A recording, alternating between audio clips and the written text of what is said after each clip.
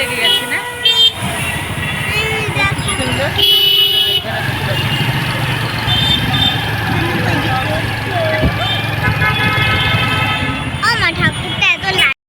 সুন্দর লাগে না? এই যে এটা হচ্ছে 3 বাতি নৌকাঘাট। নৌকাঘাট খুব সুন্দর হয়েছে।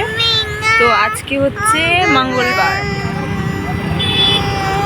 তো আজকে আমরা একটু ঘুরতে বেরিয়েছি। এখন কোথায় যাচ্ছি বলো তো?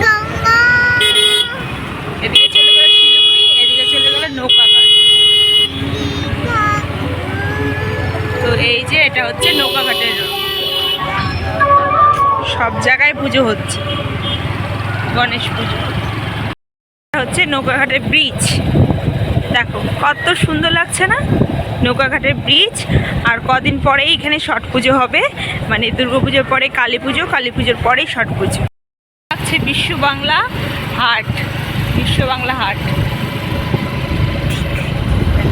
আকাশটা কতটা সুন্দর লাগছে, সন্ধ্যা সন্ধ্যা ওয়েদার খুব সুন্দর। এই টাইমে না ঘুরতেও খুব ভালো লাগে, মানে খুব সুন্দর ওয়েদার। আকাশটা যা লাগছে না, খুবই সুন্দর, খুব ভালো লাগছে। হ্যালো বন্ধুরা, তোমরা সকলে কেমন আছো? আশা করি ভালো আছো। তো দেখো আরও একটি নতুন ভিডিও নিয়ে চলে এলাম তোমাদের সামনে। আশা করি ভালো লাগবে। আজকে আমি কোথায় যাচ্ছি সবটাই দেখতে পারবে, পুরো ভিডিওটি দেখতে থাকো। এটা একটা নার্সিং হোম, সামনেই হচ্ছে নর্থ বেঙ্গল মেডিকেল কলেজ। তো অনেক দিন পরে এলাম, এর আগেও এসেছিলাম। তো যাই হোক, রোডটা দেখো অনেক পরিবর্তন হয়ে গেছে, মানে চেনাই যায় না, খুব সুন্দর হয়েছে। তো সামনেই মেডিকেল, হচ্ছে মেডিকেল। মেডিকেলে কালীমা, একটু বাবা প্রণাম করো।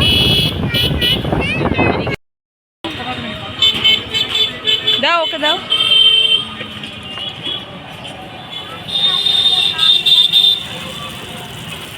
ওই মালপোয়া নিচ্ছি, মার জন্য নি মালপোয়া।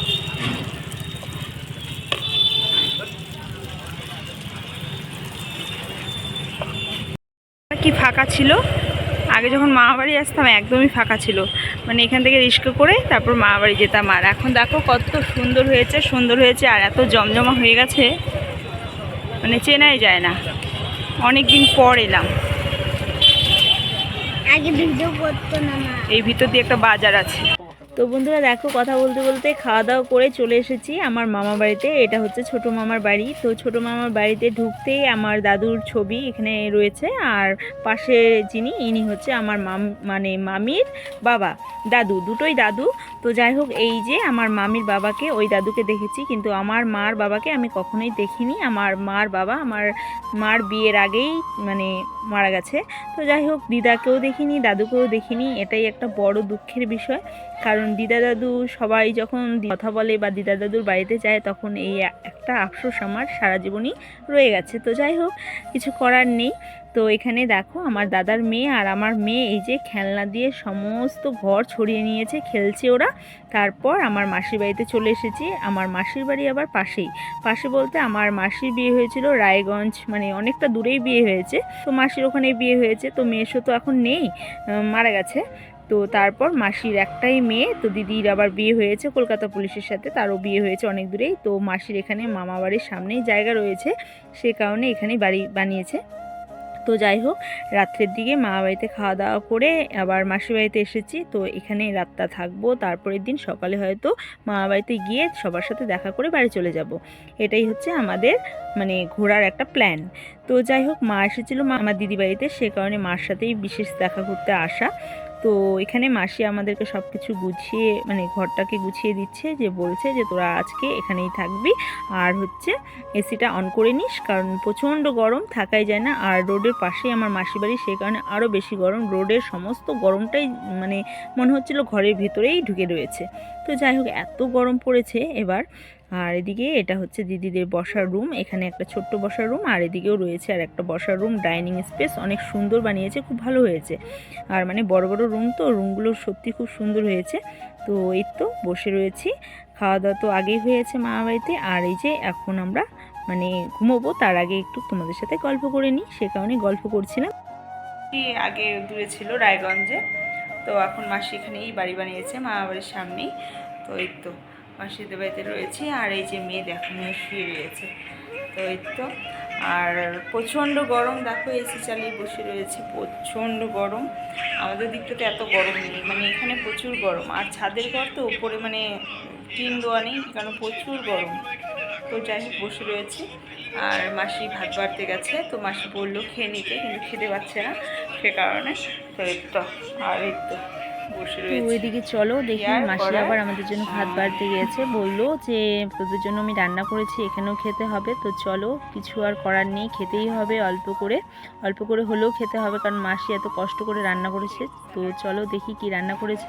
স্যালাড কি সবজি রান্না করেছে? এটা কোতোয়ালি খাবি তো? শুক্তো, কোতোয়ালি এখানে ভাজা এই মাটন, দাঁড়াও সরো। তো মাসি আমাদের জন্য রান্না করেছে, এবার না খেলেও হবে না, তাই আমরা অল্প করে হলেও খেতে হবে।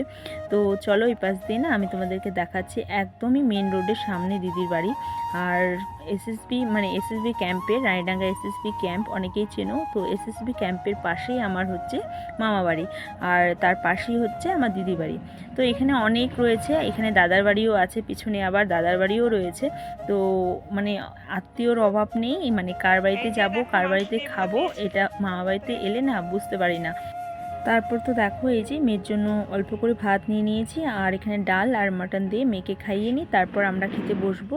মাসি তো অনেক কিছু রান্না করেছে আমাদের জন্য, লাউ, এখানে বেগুন ভাজা, কাঁকরোল ভাজা, স্যালাড, মুলো শাক ভাজা, আলু ভাজা, সাদা ভাত, আর এখানে লাল লাল মাটন, তার সাথে দেখো এই যে রসুন, এটাই হচ্ছে প্রিয়। তো যাই হোক খেয়ে নিই, তারপর দেখা হচ্ছে।